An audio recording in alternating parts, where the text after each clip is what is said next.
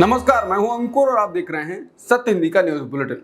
एक नजर अब तक की सुर्खियों पर। बिहार के मुख्यमंत्री और जेडीयू के अध्यक्ष नीतीश कुमार ने शनिवार को राष्ट्रीय राजधानी दिल्ली में पार्टी की राष्ट्रीय कार्यकारिणी की बैठक की अध्यक्षता की। मीटिंग में संजय झा को जेडीयू का कार्यकारी अध्यक्ष बनाया गया, जबकि नीतीश कुमार आगे भी पार्टी प्रमुख बने रहेंगे। इसके साथ ही जेडीयू की बैठक में बिहार को स्पेशल राज्य का दर्जा देने की मांग उठी। पार्टी ने बिहार के लिए विशेष राज्य का दर्जा या विशेष पैकेज की मांग करते हुए एक प्रस्ताव पारित किया और इसके लिए संसद में प्रस्ताव लाने के साथ ही राष्ट्रीय कार्यकारिणी की मीटिंग संपन्न हुई। ये चर्चा एक बार फिर चर्चा में इसलिए भी ज्यादा है क्योंकि जेडीयू एनडीए की केंद्र सरकार में शामिल है और महत्वपूर्ण घटक दल के तौर पर उभरा है। कांग्रेस नेता जयराम रमेश ने कहा है कि जेडीयू ने एक प्रस्ताव पारित कर बिहार को विशेष राज्य का दर्जा देने की मांग दोहराई है। क्या मुख्यमंत्री राज्य के कैबिनेट से भी ऐसा प्रस्ताव पारित कराने की हिम्मत दिखाएंगे? क्या बिहार के मुख्यमंत्री दमदारी से इस मांग को रखेंगे और अपनी नई पारी में टीडीपी का क्या रुख है? इसने अभी तक आंध्र प्रदेश के लिए ऐसा कोई प्रस्ताव पारित क्यों नहीं किया है? यह एक ऐसा वादा है जिस पर 30 अप्रैल 2014 को पवित्र शहर तिरुपति में नॉन बायोलॉजिकल प्रधानमंत्री ने काफी जोर दिया था। नई दिल्ली में जेडीयू की राष्ट्रीय कार्यकारिणी में शामिल होने आए पार्टी नेता केसी त्यागी ने पत्रकारों से कहा है कि साल 2025 में होने वाला बिहार विधानसभा का चुनाव मुख्यमंत्री नीतीश कुमार के नेतृत्व में लड़ा जाएगा। उन्होंने कहा कि नीतीश कुमार जी के नेतृत्व में 2025 का चुनाव लड़ा जाएगा। इसकी घोषणा न केवल प्रधानमंत्री जी ने की है बल्कि राज्य के बीजेपी पार्टी अध्यक्ष और सदन के नेता भी कर चुके हैं। लिहाजा मैं यहाँ इस बहस को विराम देना चाहता हूँ कि नेतृत्व को लेकर बिहार में कोई विवाद है। नीतीश कुमार न केवल जेडीयू के बल्कि एनडीए के सर्वमान्य नेता हैं। बता दें, बीजेपी के नेता अश्विनी चौबे कह चुके हैं कि बीजेपी 2025 में पूर्ण बहुमत से आएगी और नेतृत्व बीजेपी तय करेगी। अब केसी त्यागी नीतीश कुमार का नाम लेकर आ रहे हैं, मतलब जेडीयू और बीजेपी में खींचतान शुरू हो चुकी है।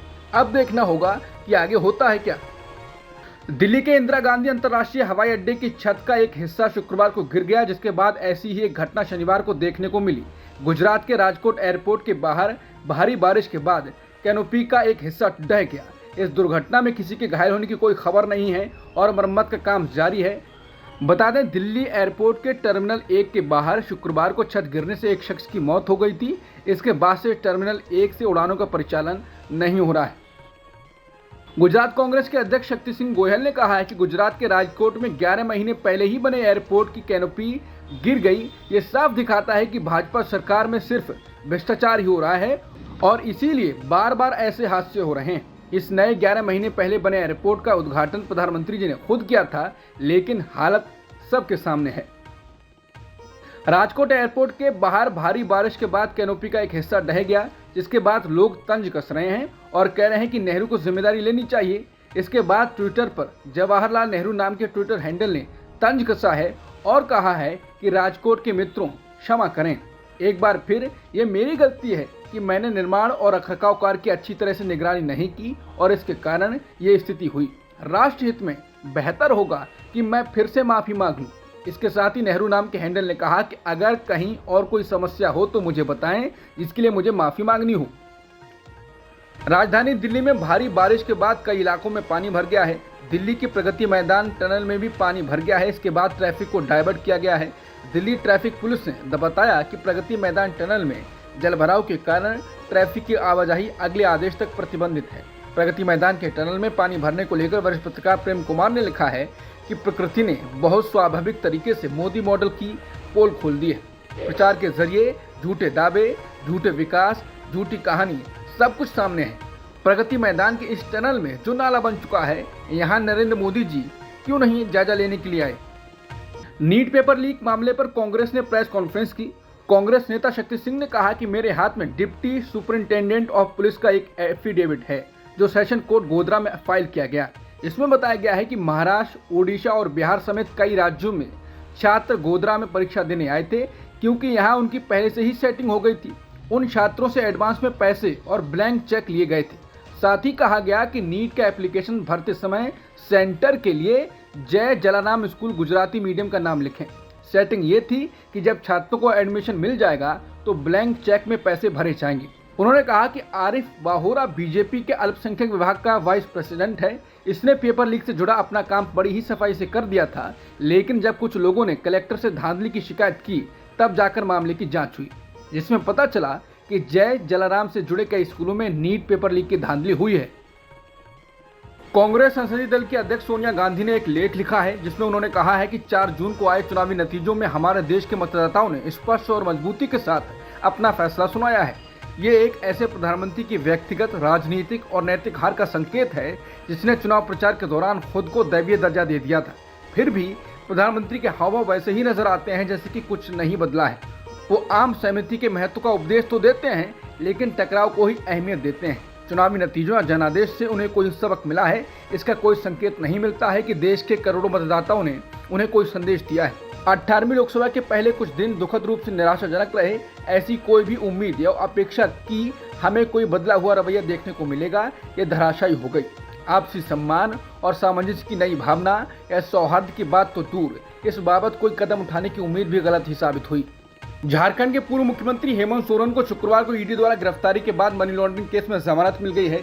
इस साल के अंत में होने वाले विधानसभा चुनावों से पहले सोरेन की रिहाई ने राज्य के समीकरणों में बड़ा बदलाव कर दिया है, क्योंकि राज्य की झामुमो कांग्रेस गठबंधन सरकार को नैतिक तौर पर सोरेन की रिहाई से ताकत मिली है।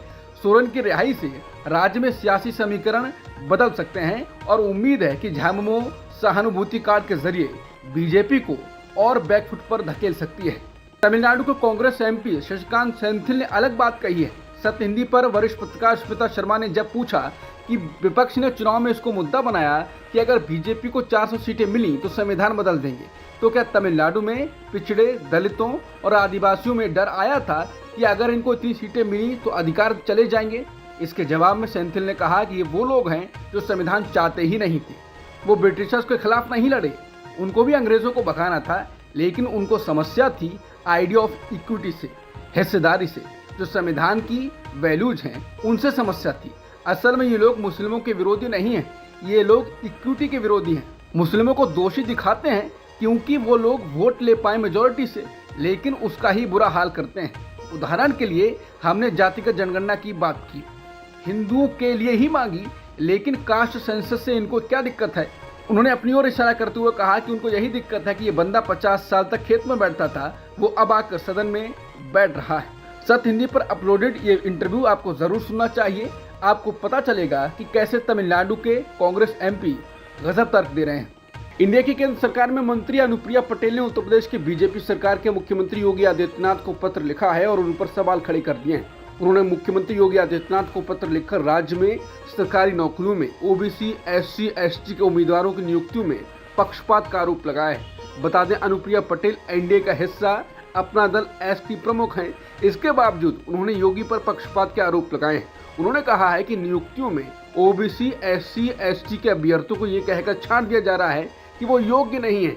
केंद्रीय मंत्री ने पत्र में साफ कहा कि नो फाउंड सुटेबल कहकर नियुक्तियों से एससी, एसटी, ओबीसी को रोका जा रहा है। बाद में इन पदों को अनरिजर्व्ड यानी अनारक्षित घोषित कर दिया जा रहा है।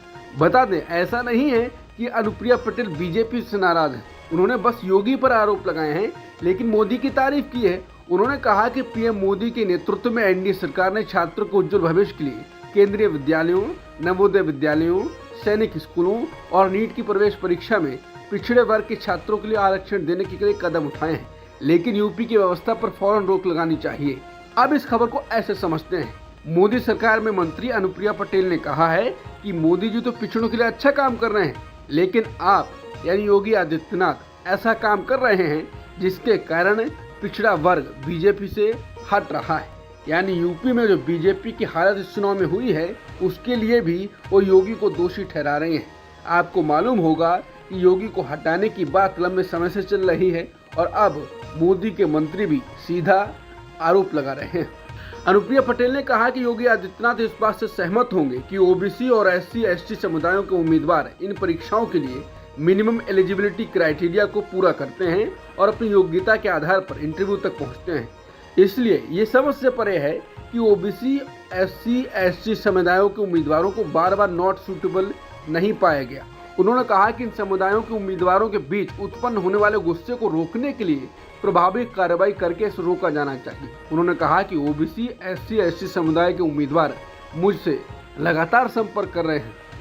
अनुप्रिया पटेल के योगी पर पक्षपात के आरोप लगाने के बाद उत्तर प्रदेश के एक वरिष्ठ भाजपा पदाधिकारी ने कहा कि ऐसे समय में जब भाजपा चुनावों में अपनी हार से उबरने की कोशिश कर रही है, मुख्य रूप से विपक्ष की उस चाल के कारण कि उसने पिछड़ों को ये समझा दिया था कि अगर बीजेपी को 400 सीटें मिलती हैं तो ये संविधान बदल देंगे। ऐसे समय में पार्टी के सहयोगी दल का ये पत्र बीजेपी को और नुकसान पहुंचा सकता है। हालांकि बीजेपी के कई लोग इसको छोटे दलों के द्वारा मसल पावर दिखाने के रूप में देख रहे हैं, जो ऐसे समय में प्रासंगिक बने रहना चाहते हैं जब वो लोकसभा चुनाव में केवल एक सीट जीत सके। इसके साथ ही आपको बता दें कि राज्य विधानसभा में अपना दल के 13 विधायक हैं। महाराष्ट्र में बीजेपी के लिए मुश्किल बढ़ रही है। लोकसभा चुनाव में बेहद खराब प्रदर्शन के बाद पार्टी ने विधानसभा चुनाव की तैयारियां अभी से शुरू कर दी हैं, लेकिन पार्टी में अजित पवार से गठबंधन को लेकर विरोधी सुर उठने लगे हैं। उधर अटकलें अजित पवार के एनसीपी में भी टूट की लग रही है। जनसत्ता की रिपोर्ट के मुताबिक बीजेपी के एक नेता ने खुलकर कहा कि बीजेपी को एनसीपी के साथ गठबंधन खत्म कर देना चाहिए और हमें उनकी जरूरत नहीं है। बताया जाता है कि बीजेपी की पुणे इकाई के जिला उपाध्यक्ष सुदर्शन चौधरी ने पार्टी की एक बैठक में कहा कि अगर आप पार्टी के काडर से सड़क पर उतरकर पूछेंगे तो वो साफ तौर पर कहेगा कि अजित पवार के साथ गठबंधन खत्म कर दिया जाना चाहिए।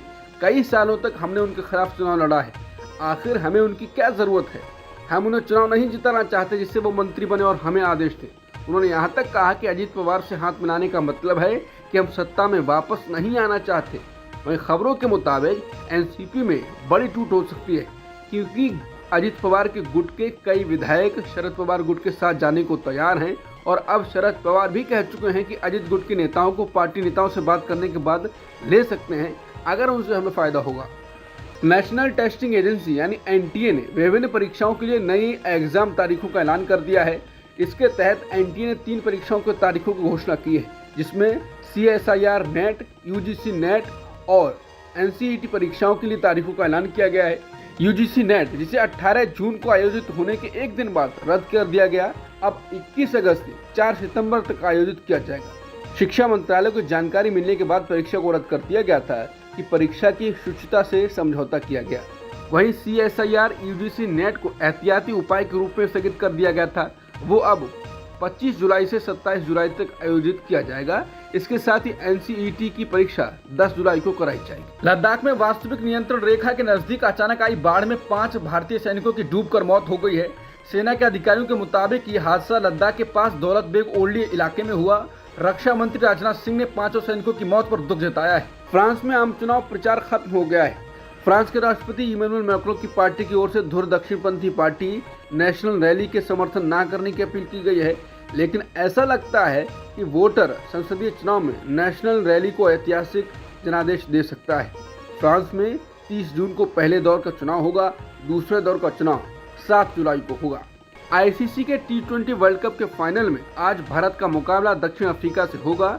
टीम इंडिया ने सेमीफाइनल मैच में इंग्लैंड को हराया है और तीसरी बार फाइनल में जगह बनाई है, जबकि दक्षिण अफ्रीका की टीम अफगानिस्तान को हराकर फाइनल में पहुंची है। दक्षिण अफ्रीका ने पहली बार फाइनल में जगह पक्की की है।